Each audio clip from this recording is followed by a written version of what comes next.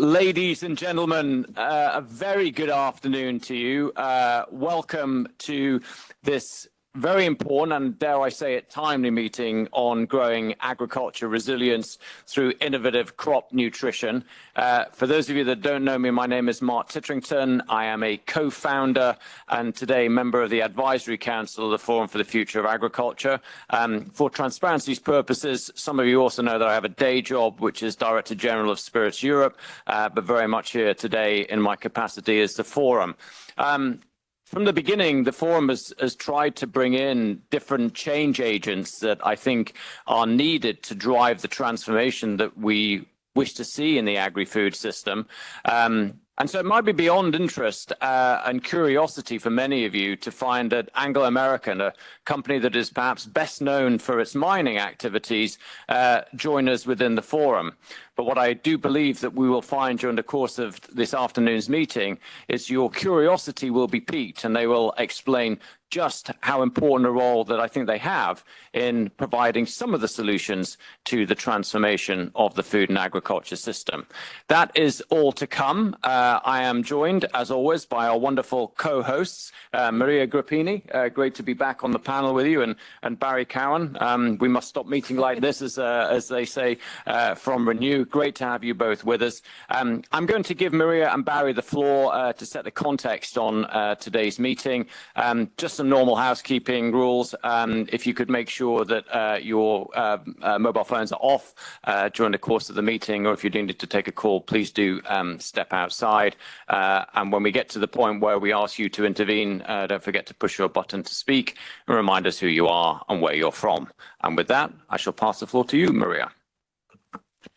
Hello, everyone. Thank you, Mark. Thank you very much. Thank you, my colleagues and the DG Agri, because it's here. Thank you very much for being here today. It is a pleasure to welcome you, and I am happy to join this important discussion. Today we are talking about a topic that is essential for Europe, in my opinion, for Europe's future, crop nutrition. It's very, very important issue. As a member of the European Parliament, I am member in Committee Agri, and I am Vice President for Internal Market and Protection Consumers. I believe that agriculture is one of the much important branches of the economy of EU and of the world, because its need will have very strong agriculture for peoples, because it's for food, for the futures and for peoples. It provides us with safe food, because it's important we'll have food, but safe food, supports rural community and helps our economies grow. But our farms are facing many challenges. It's one reality. Climate change, unstable global markets, and increasing production costs make their work more difficult every year. This is why we must do everything we can to protect our farmland and keep it healthy for the next generation. We have another problem because it's necessary we have next generation in farms, in your farms. Good crop nutrition plays a key role. When we manage nutrients correctly, we support strong plant growth, protect the environment, and make farming more efficient. Healthy soils lead to healthy crops, and healthy crops lead to food security for all Europeans. A growing and competitive agriculture sector also needs a toolbox of innovation solution. And I was, for me, very big surprise, because here I look one new products, fertilizers and new products, not one size fit all approach. Different crops, climate, and soil types require different kind of crop nutrition. It's not possible we have the same solution for all soils because it's different temperature, it's different region. Farmers must be able to choose from a wide variety of products such as mineral fertilizer, organic fertilizers, biostimulants, and more. By offering many options, we allow farms to choose what works best for their land and their condition. This flexibility is essential for both productivity and for sustainability. We also need to stay competitive in global markets. Farmers from Europe must competitive with countries that may have fewer rules or lower standards. But Europe it's one reality. Europe wants to keep high standard is good for food quality and environment protection, but it's not the same standard with another countries, third countries. Okay, I believe the European Union must support farmers in using these technologies. We must create a policy that help innovation, not block it. Farmers should not be left alone to deal with new rules and the new challenges. They need clear vision, simple procedures, and financial support where necessary. We now have in debate new political agriculture after 2027. We must also increase cooperation and the knowledge exchange across Europe. Each country has different soil types, climate, and tradition, but many challenges are the same. When we learn from each other, we become stronger. No region of Europe should be left behind. I am very happy that today we can share the idea and listen to experts who understood these issues deeply. Your work and your experience are important for shaping future European policies that support both sustainability and strong agricultural production. The European Parliament, the European Commission, and of course, European Council must take into account the experience of farmers and specialists when regulating in order not to create new obstacle. Thank you again for being here. I look forward to our discussion, and I am confident that together we can build a strong, modern, and sustainable European agriculture that will support our citizens for many years to come. Thank you very much. Maria, thank you so much indeed, as always. Barry, a number of themes that Maria touched on there. Competitiveness, sustainability, in many ways, at the heart of that is the health of our soils and the nutrition that we put into our crops. What's your perspective on that, and in particular, the extent to which we're getting the balance right? Well, first of all, thank you, Mark, for the introduction and the question. Thank you to Anglo American for sponsoring today's event and bringing everybody together to discuss and elaborate and hear people's opinions and takes and ideas and the progress that they're making and the inputs they have to ensure we arrive at a conclusion whereby, you know, as I said in other events today, when we were talking about sustainability and obviously, you know, soil protection and biodiversity is an essential element of that, and, you know, having the right mix in relation to fertilizers is obviously central to that. And we have to move and reward innovation and technologies that point us in that direction. But we have to find a means and a method by which those on the ground, the farmers, the producers, are assisted in doing so, that doesn't compromise profitability and being able to make a living for their families, because that's essential and that's important. And the new Common Agricultural Policy will have an essential role in that. And I know, you know, there's been a reduction in the ring fence provisions within the Common Agricultural Policy by 20%. It's a starting point. We were increasing our budget by 45% in its totality, but a reduction of 20%, and we're told of, and we realise and agree that defence and security has to be a priority. But food security is an essential element of defence and security, and you can't have one without the other. And that's the argument and that we are making, in the expectation that we can increase that ring-fenced amount.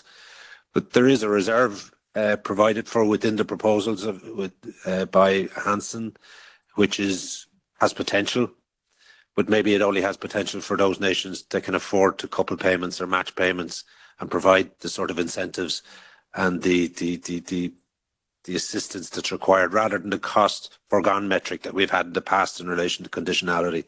It has to be a rewards-based system to make it the norm, and it has to be linked to a proper scheme of generation renewal and succession and increased payments for those in that category to give some certainty and some incentive to that generation to come to the fore, because I've every faith and confidence in that generation. Not that I don't respect and appreciate where the present one has brought us, but you know, it's about innovation, it's about new technologies, it's about new farm practices, it's about producing food sustainably but intensively. We can still do that. And there are some soil types that don't lend itself to that. There are some regions that don't lend itself to that either. But they too deserve an opportunity to supplement their income, and they can do so through nature credits, through carbon credits, on soil that hasn't, as I said, the capacity to produce food intensively but sustainably. And that's the key, and that's the challenge. And, you know, the argument in our own country is around, you know, our herd numbers, for example, being a fast-track mechanism to reduce emissions and address sustainability issues. I disagree with that. Like I said, we can do so sustainably but intensively with the right mix and the right incentives being provided. You know, again, you know, we're challenged in relation to the use of fertilizers. You know, 80% of our fertilizers was imported from outside the EU. There was a necessity, I know, on the part of the Union to put tariffs, or not put tariffs, put blockages in place and impose severe taxes in order to ensure that that flow didn't stem any longer, or it doesn't stem any longer, and to put the Russian economy under pressure in relation to the funds that it can provide towards the aggression it's shown illegally in Ukraine. And we have to recognise and appreciate that, but farmers don't always have to be the ones that pay for it, and it seems to be the case. And those of us that are in the industry or on the respective committees like agriculture, like trade and international trade, we recognise that. And again, that helps us in our argument that points towards the next common agricultural policy, helps us in our argument that points towards a revision of the MFF as proposed. If you know, and as Churchill used to say, not that I had any great love from her, but look, you can't send an army out on an empty stomach, and it's the bottom line. It's base tax. You know, food security is dependent on defence and security, and vice versa, and that should be the thinking in this union into the future. And the other main topic of this mandate is around competitiveness. The Draghi report and its recommendations to the mandate to address a sort of a slackening and a lack of proper mix in relation to innovation and regulation. And the Yanks, as you know, one of their famous mantras is you regulate, or you innovate and then you regulate.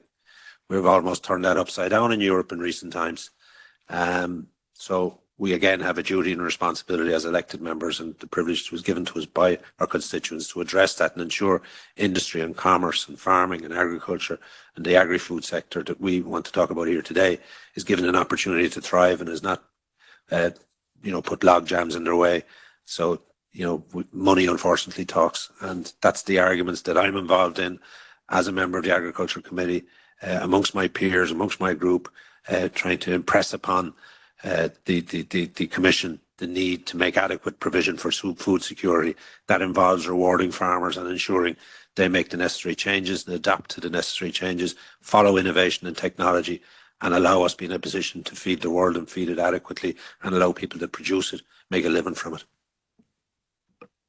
Barry, thank you very much indeed for that. I might just push both of you, Maria and Barry, on a couple of things that came out there. I chaired a debate here a couple of weeks ago, which involved some of Gis's colleagues from DG Agri, from some of your colleagues from the European Parliament.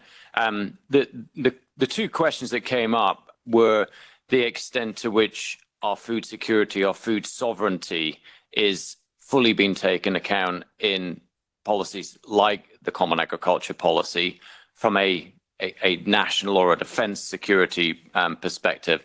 And the second one was the Draghi report, the extent to which competitiveness is being fully considered within the policies that we're developing. Now, both of you have had long careers, both in this place and indeed elsewhere back in your countries. When you look back over the last 20 years or so, are you more optimistic or less optimistic that we are properly accounting for food sovereignty, defence and security on the one hand, and competitiveness on the other in our agriculture policies? And I promise you I'll come back to sustainability as we go through the afternoon. But it would just be interesting in both of your perspectives on those two dimensions of competitiveness and defence and security sovereignty.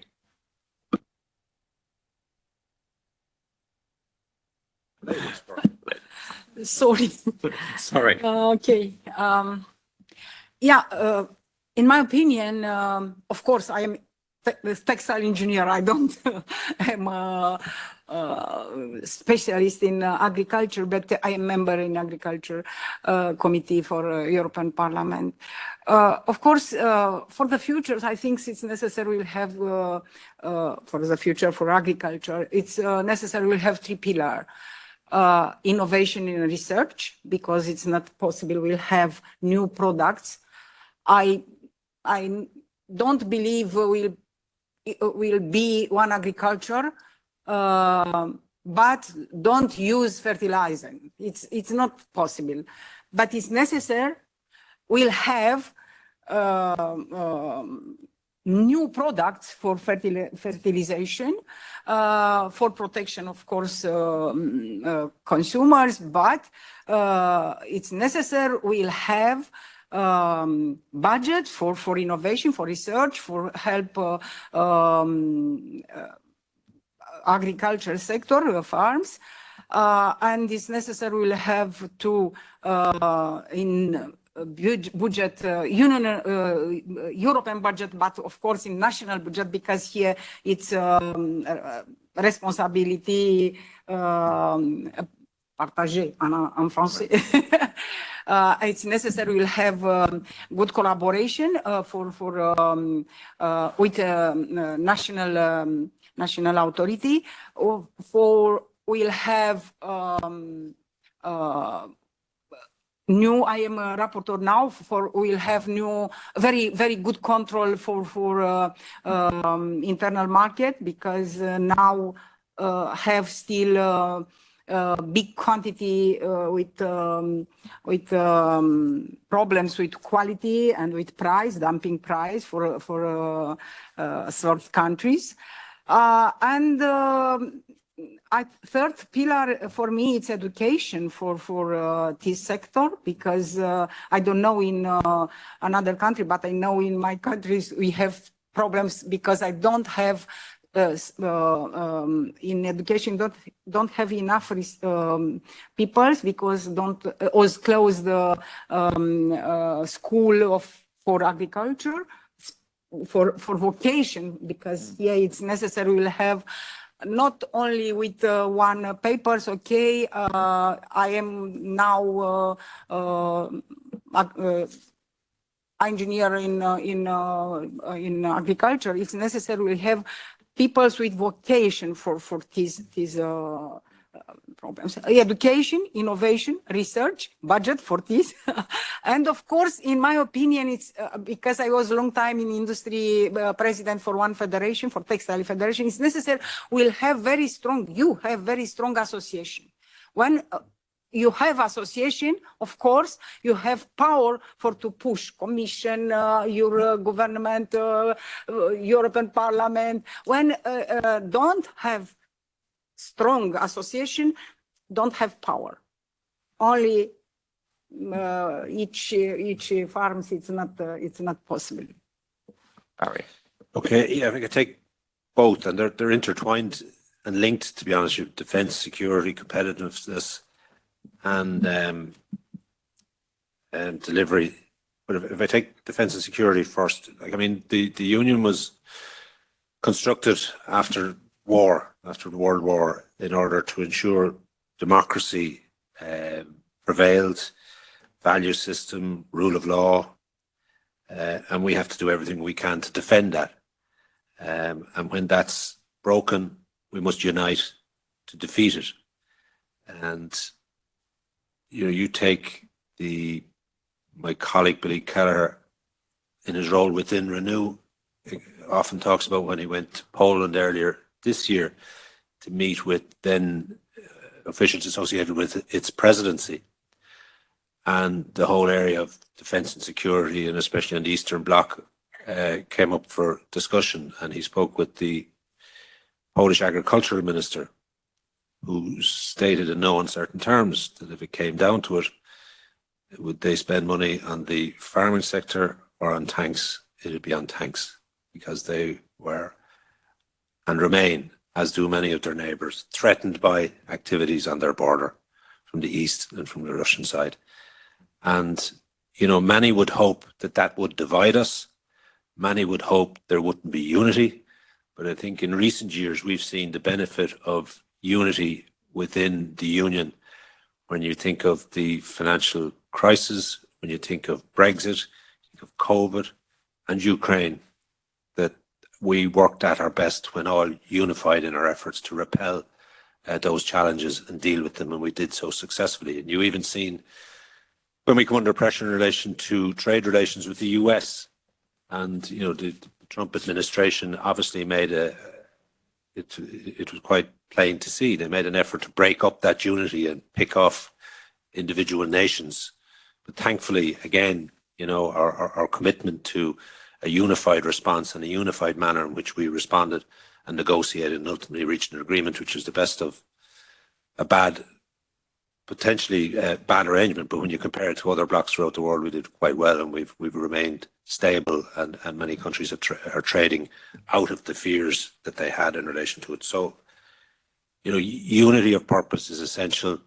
And, and I am saying that coming from a country that's military neutral, but recognise the need to increase our defence spend, because it's not all about tanks and guns. It's about cybersecurity. It's about defending your waters and your cables. It's about defending your airways, and working together in relation to defence and security with your partners, and assisting in the delivery of justice as well. And that's why we have commissioners with responsibility to build on that too. In relation then to competitiveness, the great input costs across industry and commerce are severe, and the greatest element of that is the whole area of energy. And our energy security is compromised as a result of our over-dependency again on Russian gas. The over-dependency on Russian fertilizer earlier, now it's Russian gas. And there is an obligation and duty on us all to work towards the provision, say, of a super grid, of a European super grid. And we have potential, whether it's solar in the Mediterranean countries or offshore wind off our own coast, can contribute not only to our needs, but far greater than that, and make a contribution to Europe needs and its security and delivery too. But again, to look at the log jams that are in the way of that, the planning and permitting, as you call it here in Europe, and the consultation process sometimes is a defeatist of the common good. And we have to find a happy medium there. And I know that's an argument and a debate we're having at home, where we have a process whereby much of the planning system ends up in the courts. There's only one winner there, and there's plenty of losers, and we're all included as losers, but there are some winners in the legal profession. But that's for another day's argument and work. But competitiveness has to be addressed, and I see it on an international trade committee as well. Thankfully, there's a greater urgency on the part of the Commission and the Council and the Parliament to complete negotiations and trade agreements, because, as I said, with the US looking inwards and China being assertive It's essential that we build on the potential we have in the likes of India, Indonesia, the Gulf states, Australia, and other, the Mercosur countries as well. These are emerging nations that are keen and competitive, and trade works both ways, and there has to be something in it for everybody.